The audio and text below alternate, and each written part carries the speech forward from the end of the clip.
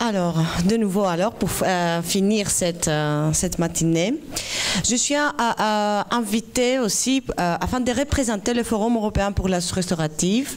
Et à ce titre, je vais vous donner une image de où on est aujourd'hui en Europe. Il me reste combien de minutes comme ça? Je vais essayer de courir un peu. Super, super. Alors, tout d'abord, je vais vous dire deux mots par rapport au Forum européen. Donc, j'imagine que vous les connaissez peut-être. Alors, donc, c'est une organisation qui a été créée en 2000, se trouve à Louvain, en Belgique. C'est un réseau alors international, c'est-à-dire qu'il y a des personnes qui viennent de partout dans le monde, dans le forum, des professionnels, des chercheurs, d'organisations et aussi des décideurs politiques, la traduction des policy makers. Voilà, je ne sais pas si ça c'est correct en français.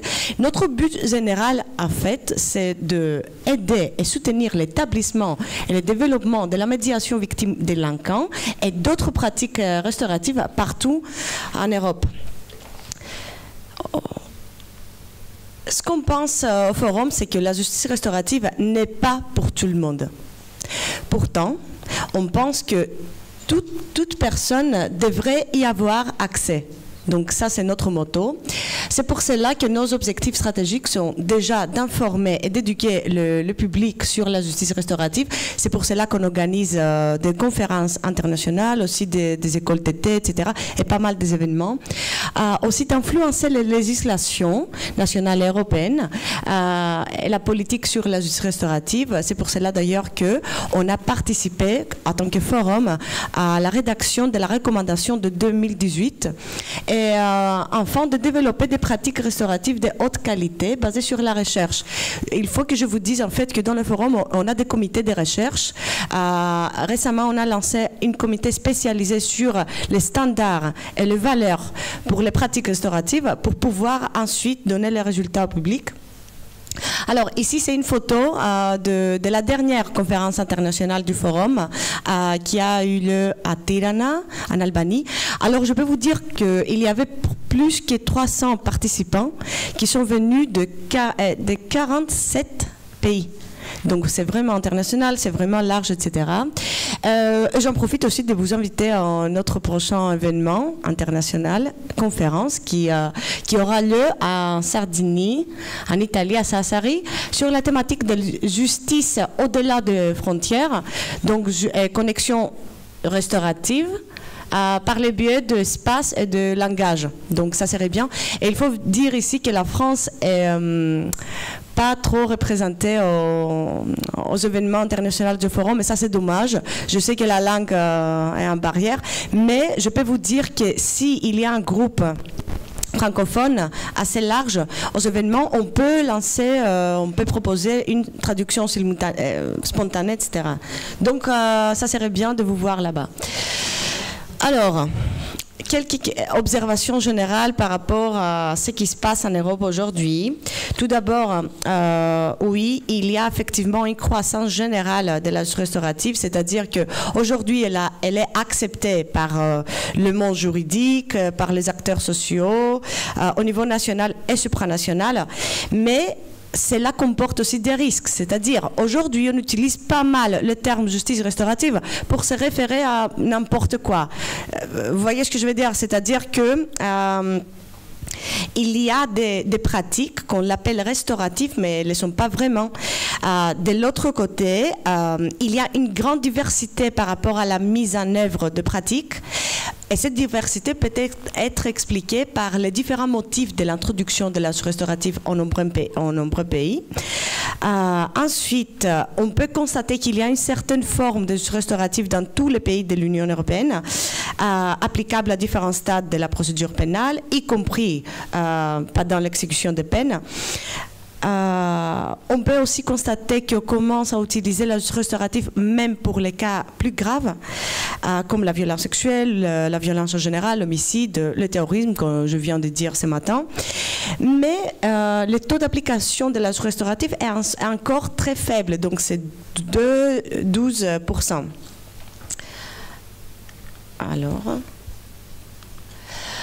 Alors, maintenant, je vais vous présenter très vite fait, en fait, le résultat d'une étude de recherche qui a été lancée dans 36 pays européens et a été publiée en 2015. Donc, tout d'abord, il y a la législation nationale dans presque tous les pays membres de l'Union européenne, soit dans leur code pénal, soit dans leur code de procédure pénale. Qu'est-ce que je mets?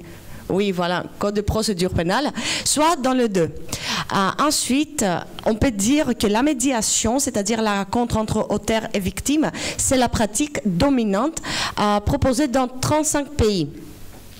Ensuite, on peut dire qu'il y a des rencontres plus ouvertes qui comprend aussi des personnes autres, donc soit les proches, soit le membre de la société civile, seulement dans 13 pays, comme l'Allemagne, l'Autriche, la Belgique, l'Écosse, etc.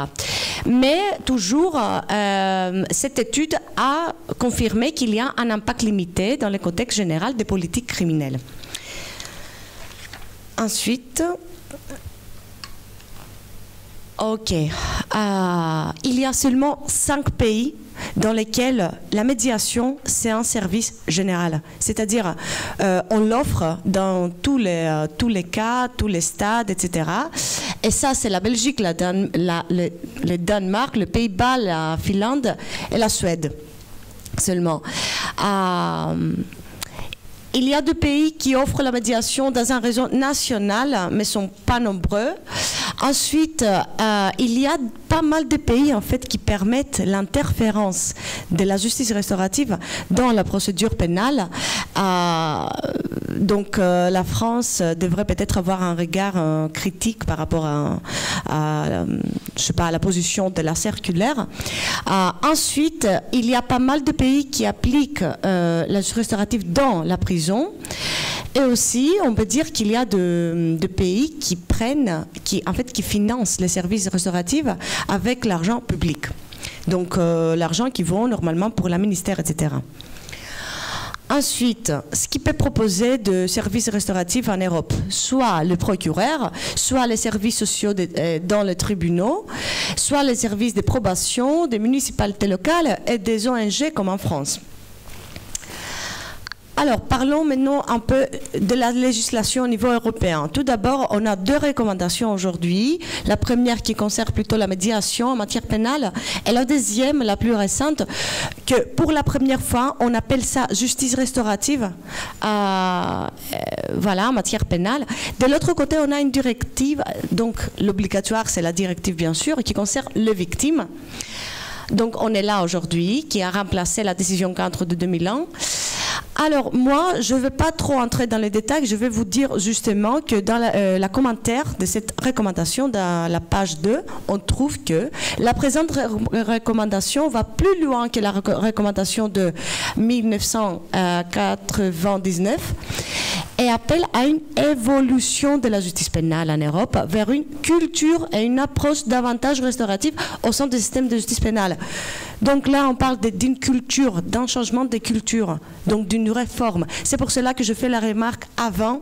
C'est assez bizarre que la France alors vise une réforme, mais on n'a mis même pas un mot sur la justice restaurative. Donc, il faut prendre en considération. Alors, ce que je peux vous dire qu'aujourd'hui, c'est qu'il y a des recherches qui nous confirment que la justice restaurative marche. Ça marche. C'est efficace. C'est efficace pour les victimes, c'est-à-dire il y a pas mal de victimes qui déclarent qu'ils sont satisfaites après la participation aux mesures de justice restaurative. Il y a aussi pas mal de positifs pour les délinquants, notamment au niveau de la désistance. Et aussi pour la communauté, aussi, il faut vous dire qu'il y a des recherches qui prouvent que la justice restaurative est susceptible d'être moins coûteuse que la justice criminelle. Donc, il y a pas mal de recherches. Pourtant, il y a des défis, il y a des choses que au forum on a réunies pour voilà comme défi. Tout d'abord, on pense que la justice restaurative n'est pas utilisée au maximum de ses possibilités, même si on a la législation et on a des pratiques mises en place. Ensuite, on a quelques recherches qualitatif, mais pas quantitatif, et ça nous manque pour voir vraiment en chiffres ce qui se passe en Europe en général. Ensuite, et ça c'est très important à mon avis, oui, ça va, c'est bien d'avoir une conception plus large pour pouvoir y mettre beaucoup de choses, mais de l'autre côté, la manque d'une clarté conceptuelle pose problème. Donc, notamment pour les juristes, quand on parle de la justice restaurative, on parle de quoi exactement, conceptuellement? Donc ensuite, et ça c'est le cas pour la France je crois, il y a un fort lien avec la mentalité légaliste et bureaucratique des systèmes juridiques. Ensuite, un autre défi que c'est pas disponible partout en Europe. Il y a des pays, comme je vous ai dit, qui ont la médiation comme un service général, mais ça c'est pas le cas partout. Et aussi, il y a une disponibilité limitée par rapport aux critères, genre la gravité ou les personnes, etc. Ensuite, oui. Ensuite, il y a des pays dans lesquels il y a un problème de financement, donc un manque de financement structurel. Aussi, un autre problème, c'est qu'on n'éduque pas les juristes sur la justice restaurative, c'est-à-dire que les juristes, ils suivent une formation très légaliste, ils sortent de leurs écoles, de leurs universités, et ils sont confrontés avec quelque chose de nouveau et qui leur paraissent bizarre et mystère, voilà. Ensuite, un autre problème, c'est qu'on ne pratique pas beaucoup des cercles restauratifs ou des conférences restauratives. On est collé un peu sur la médiation. Il y a des gens qui pensent que la médiation, c'est la justice restaurative. Point. Ce n'est pas le cas. Ensuite, il y a un phénomène qui s'appelle bifurcation, quelque chose comme ça.